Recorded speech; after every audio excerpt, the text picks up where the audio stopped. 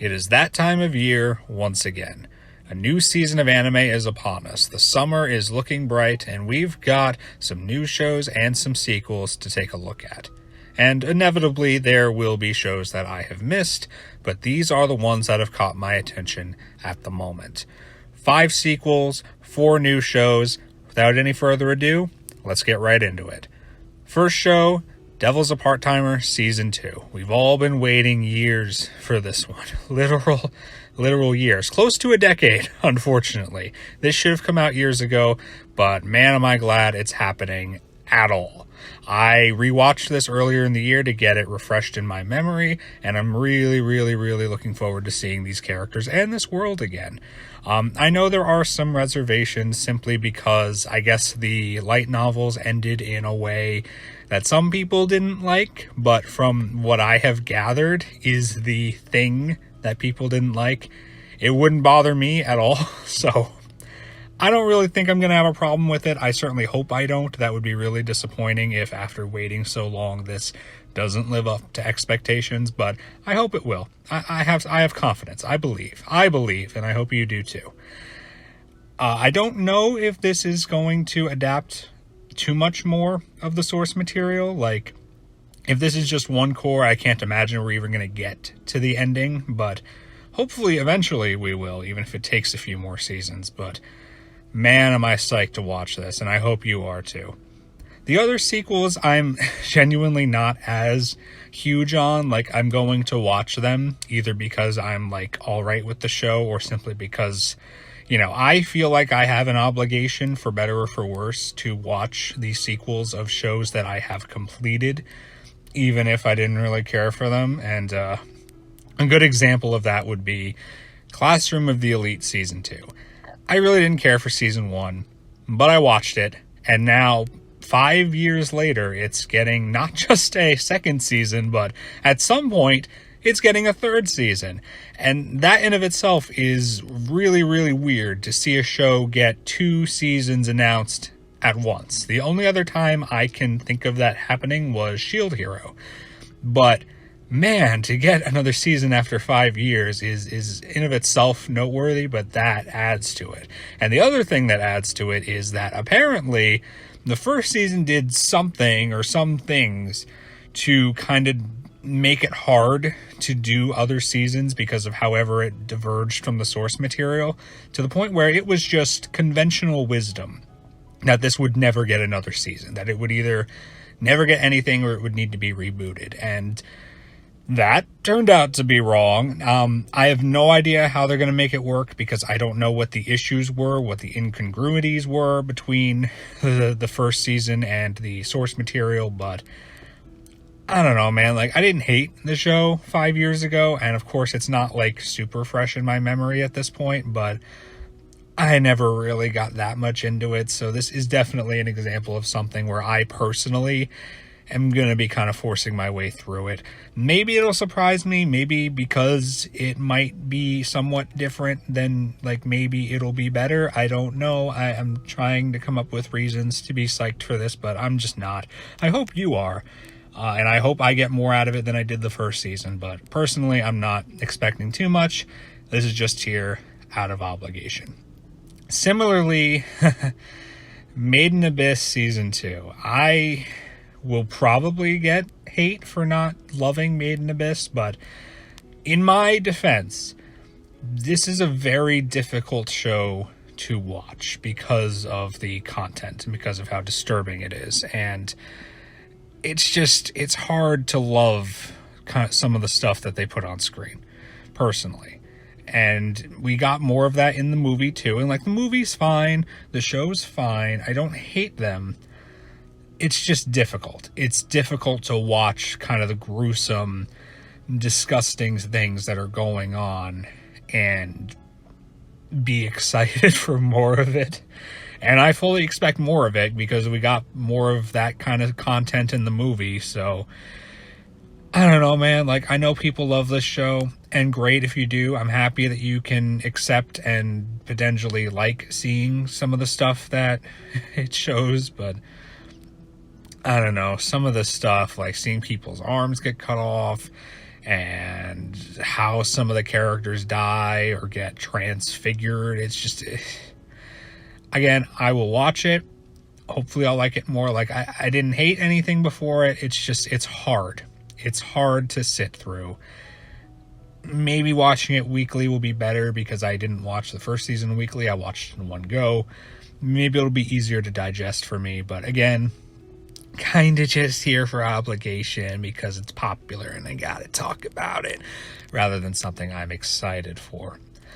Overlord is getting a 4th season after 4 years, which a little surprising that it is, but then again, I mean, it already got 3 seasons, so why not? And, you know, I liked Overlord. I wasn't, like, in love with it, but it was good. It was enjoyable. It wasn't, like, you know, I liked it more than Made in Abyss and Classroom of the Elite. So I'm fine with more. I don't really have too much to say on it. Like, at this point, you know if you like Overlord or not. I'm not really expecting anything too wowing, but I'm not expecting anything problematic either. So, yeah, here it is. Cool, I guess. And then the last sequel to talk about, in my opinion at least, based on things that I've already seen, is Shadow's House Season 2, which is another one that I'm surprised even exists, because Season 1, which only came out last year, so this is not like a big wait between seasons, unlike the other 4 shows we just talked about, but Season 1 had some anime original stuff at the end, which made a number of people, including myself, think, oh, well, this is just never getting another season. And the sad thing when I thought about that was, well, this show really needs another season to kind of justify even watching what exists. But thankfully it's got it. And, you know, Shadow's House was all right. I really do think that whether or not it will be worth watching in the future does depend on where the story goes and how much content it gets. So I think it has a lot of potential. So I am looking forward to this more so than the 3 sequels we talked about prior. Even if I just thought the first season was okay, it had potential. And it has a very like good atmosphere and aesthetic to it that I am looking forward to seeing. And on top of that, I'm really hoping the songs are as good as the first season's ending. If you have not listened to the first season's ending or haven't seen it, my God, you need to. One of the best, literally one of the best ending songs we got last year, 100%. Hopefully this season's ending and maybe even the opening can live up to that, because season 1's opening wasn't that great, but so the ending was, man, it made up for it in spades. I'd really love to get a good song out of this second season, if nothing else, but, you know, tepidly looking forward to this one.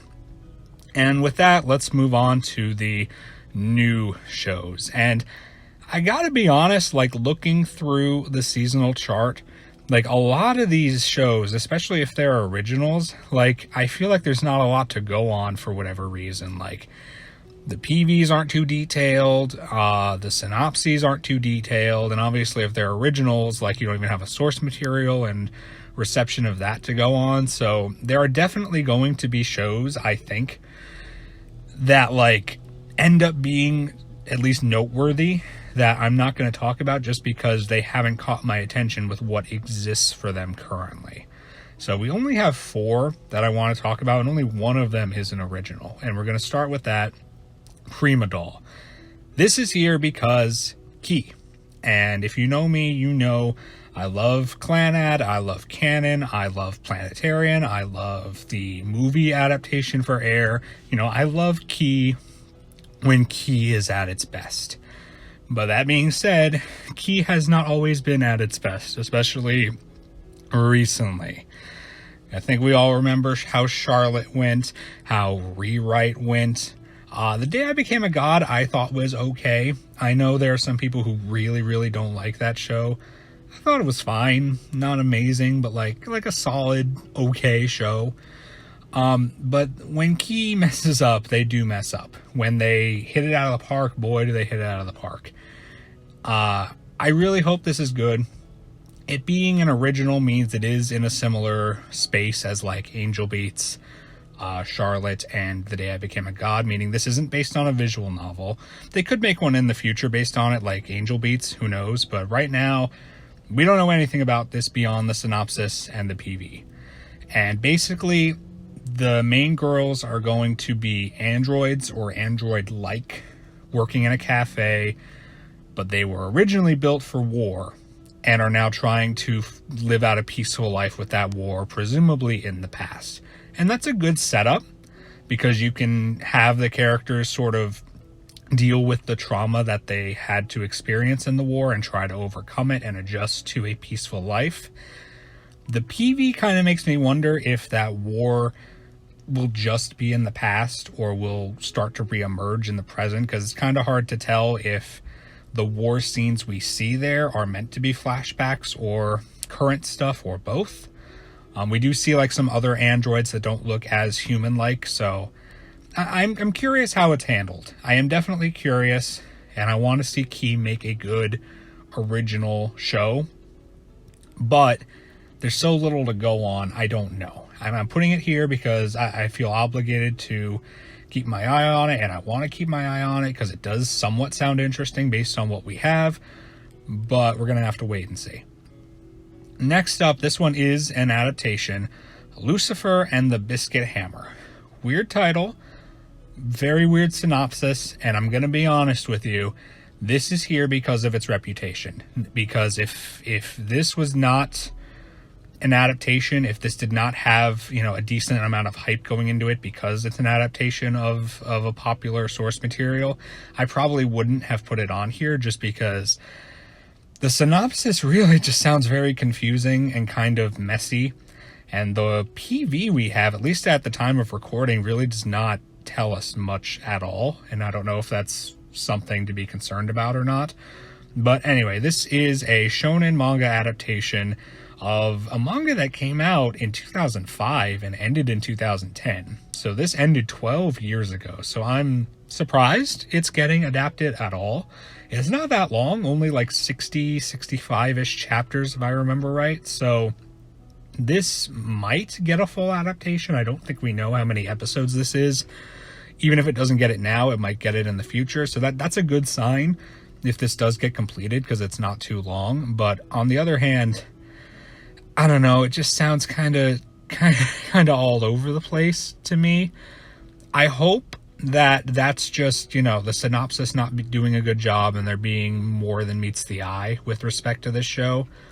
But I don't know, man. Like, I'm going to trust in the hype here. I'm going to hope that it is worth watching. But I do have some concerns, if I'm being honest with myself. Anyway, definitely something to pay attention to, if only because, hey, people like the source material. Another show that has a fair amount of hype behind it is Call of the Night.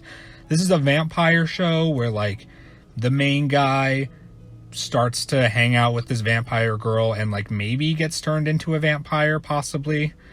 We'll have to see. It depends on how vampires work in this universe, because she does try to bite his neck in a very interestingly animated scene in the PV with a lot of attention put on the drooling, which I can't say I needed to see. But other than that, seems to be well animated. And I mean, I guess the drool was well animated, just not something I needed to see well animated. And from what I understand, this will become a fairly wholesome story, and I can certainly see the potential for that in the PV. Also, very, very well done key visuals. I remember when the first key visual came out months ago, and I was like, wow, this looks pretty good. So, could be a nice show, a sweet show, with some wholesome moments, and a lot of, like, nice city shots, and I imagine a lot of, like, flying through the city, so I mean, honestly, if this is well animated and it is wholesome, should be fine. Should certainly be worth taking a look at. So, yeah, I could see this turning out pretty good. Just I hope they don't do too much in the way of drool. I know that's a personal, like, I don't really need to see that, and I'm sure plenty of people are fine with it or into it, but I could do with less of it personally. And the last show I want to talk about is The Yakuza's Guide to Babysitting. So this is also an adaptation. And it's more or less what the title says. A Yakuza member is basically put in a situation where he has to babysit his boss's daughter. And the two ultimately form a bond, and yeah, that's it. You can probably put this in the same sort of, like, subgenre of people put in father-esque positions out of the blue, like Bunny Drop and like Kotaro Lives Alone, which, great show, by the way. A pretty good one if you didn't hear about it. That came out earlier this year. Barakamon, things like that. I imagine this is going to be more of that. And, I tend to like those shows for the most part. They're pretty cute. They're pretty wholesome. And, yeah, as long as it kind of does what it needs to do, and it is cute and wholesome and has, sweet moments between the two of them, yeah, I imagine this will be a likable series.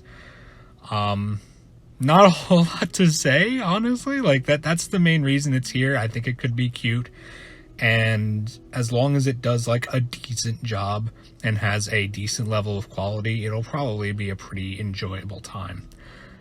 So that's it.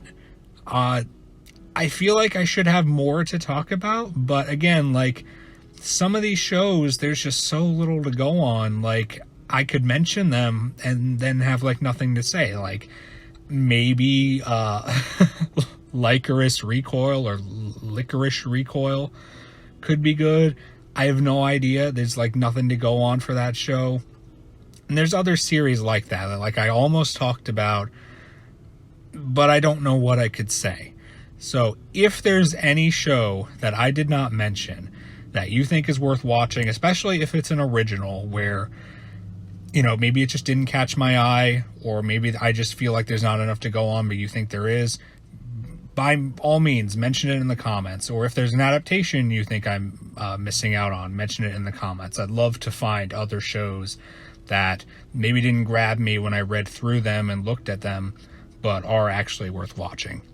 And if you have any thoughts on the shows that I did talk about, feel free to leave that in the comments below. Anyway, I hope these shows turn out to be good. I'm probably going to miss some shows, and very likely some of these shows aren't going to turn out as great as I hope, but hopefully as many of them as possible do. Hopefully you enjoy going through these shows and have a great summer season as well.